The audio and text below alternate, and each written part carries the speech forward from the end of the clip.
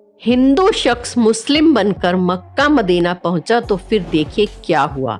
जब एक हिंदू शख्स मुसलमान बनकर मक्का मदीना दर्शन के लिए पहुंचा तो उसके साथ क्या हुआ, ये जानकर आप भी हैरान हो जाएंगे। आज के इस वीडियो में हम आपको ऐसे गैर मुस्लिम शख्स के बारे में बताने जा रहे हैं जिन्होंने मुस्लिम बनकर मक्का जाने की हिम्मत की, ये जानते हुए भी कि वहां मुस्लिम के अलावा और कोई नहीं जा सकता। ऐसे में उन शख्स के साथ क्या हुआ, ये जानने के लिए वीडियो को बिल्कुल अंत तक जरूर देखें। लेकिन हाँ, वीडियो शुरू करने से पहले अगर आपने अभी तक हमारे चैनल अनोखी दुनिया को सब्सक्राइब नहीं किया है तो इस तरह की वीडियोस को लगातार देखते रहने के लिए चैनल को फटाफट सब्सक्राइब जरूर कर लें। दोस्तों, मक्का मदीना को मुस्लिमों के लिए एक बहुत ही पाक और पवित्र जगह माना जाता है। यहाँ पर किसी भी गैर मुस्लिम का आना सख्त मना है, क्योंकि यही वो जगह है जहाँ से इस्लाम की शुरुआत हुई थी। यहाँ लाखों की संख्या में मुस्लिम लोग अल्लाह को याद करने के लिए आते हैं। सऊदी अरेबिया में मौजूद मक्का शहर की आबादी लगभग 20 लाख के आसपास है, लेकिन यहाँ हर साल लगभग 60 लाख से ज्यादा लोग पूरी दुनिया से हज की यात्रा के लिए आते हैं।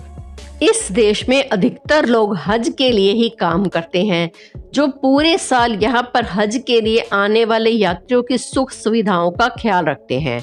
दोस्तों, इस्लाम में मक्का की सबसे पवित्र माने जाने वाली इमारत काबा है। ग्रेफाइट पत्थर से बनी 40 फीट लंबी और 33 फीट चौड़ी ये इमारत काले रंग की है और इसमें कोई भी खिड़की नहीं है, बस एक दरवाजा है। वैसे दोस्तों, ये इमारत 1400 साल पुरानी है, लेकिन इस्लाम धर्म से जुड़े हुए लोग इसे हजरत इब्राहिम के समय की मानते हैं। और आपको बता दें कि दुनिया के सारे मुस्लिम काबा की तरफ मुख करके ही नमाज पढ़ते हैं। पर सबसे खास बात ये है कि मक्का मदीना की इस पवित्र जगह पर किसी भी गैर मुस्लिम को आने की इजाजत नहीं है, और यही चीज लोगों के बीच में इस जगह को लेकर और भी ज्यादा उत्सुकता पैदा करती है।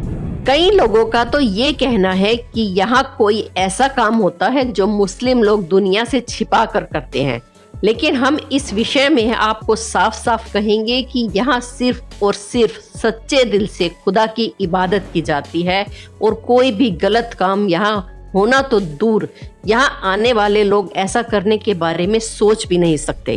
पर फिर भी लोगों के अंदर उछल कूद करने वाला दिमाग नहीं मानता, और कोई ना कोई तिगड़म भिड़ाकर वो यहाँ पर आने की कोशिश करते हैं। पर खुदा की रहमत देखिए, आज तक जिस किसी भी शख्स ने गलत इरादे से नापाक मन को लेकर इस जगह पर आने की कोशिश की है, वो कभी भी इस काबा की इमारत के अंदर नहीं जा पाया है।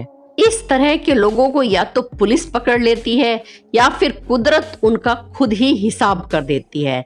ऐसे में अब हम आपको भारत के केरला में रहने वाले एक ऐसे शख्स से जुड़ा किस्सा सुनाने जा रहे हैं, जिसे सुनकर आपको इस धर्म की खूबसूरती का एहसास हो जाएगा। केरला में रहने वाला एक शख्स जिसका नाम रमेश था, वो सऊदी अरब के रियाद शहर में काम करता था और वहां अपने मुस्लिम दोस्त सिद्दीकी के साथ रहता था।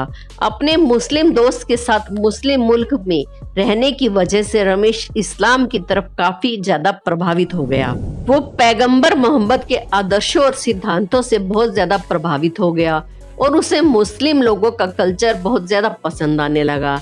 ऐसे में आप कह लीजिए कि वो मन से मुस्लिम धर्म को अपना मान चुका था। यहाँ तक कि जब रमेश अपने घर केरल वापस आया, तब भी उसके दिल में इस्लाम के लिए मोहब्बत कम नहीं हुई और अंत में उसने इस्लाम धर्म को कबूल करने का मन बना लिया।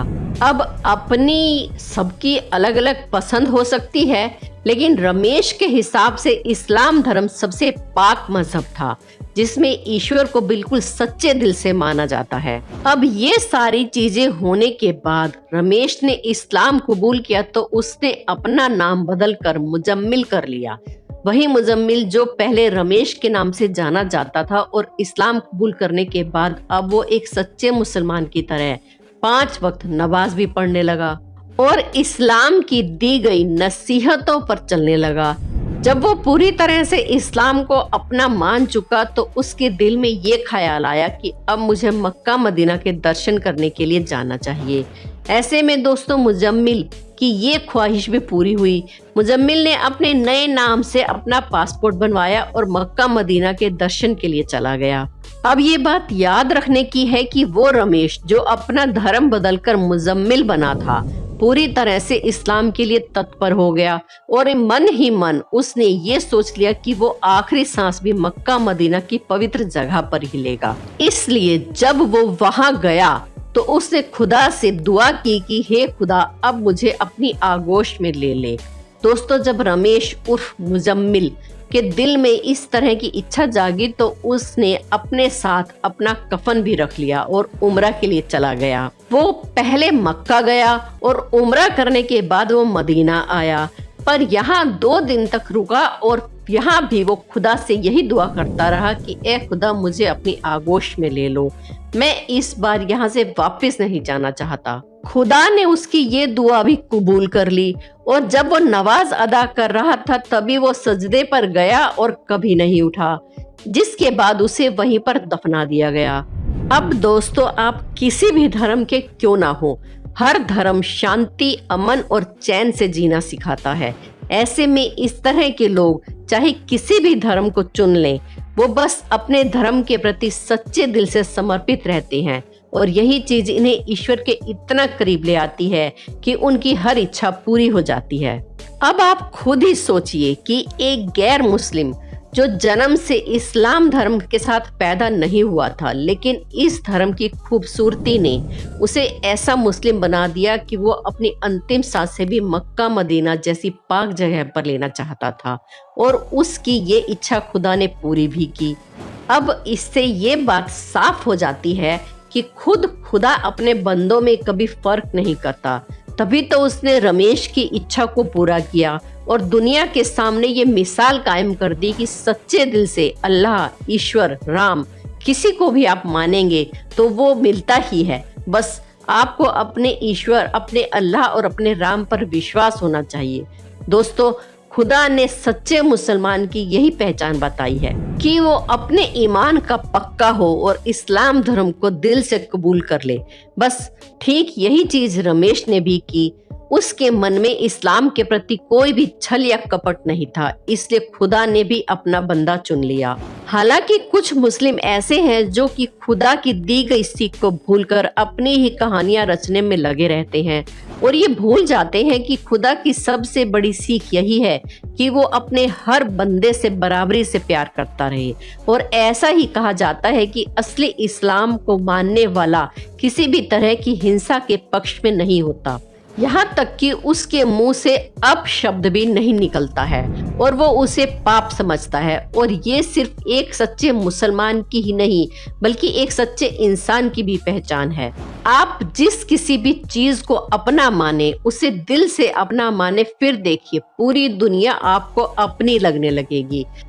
बाकी आज के लिए बस इतना ही। उम्मीद है आपको हमारी वीडियो पसंद आई होगी। अगर हाँ तो इसी तरह की वीडियोस को लगातार देखते रहने के लिए हमारे चैनल अनोखी दुनिया को अभी सब्सक्राइब कीजिए। हमारी वीडियो को पूरा देखने के लिए धन्यवाद।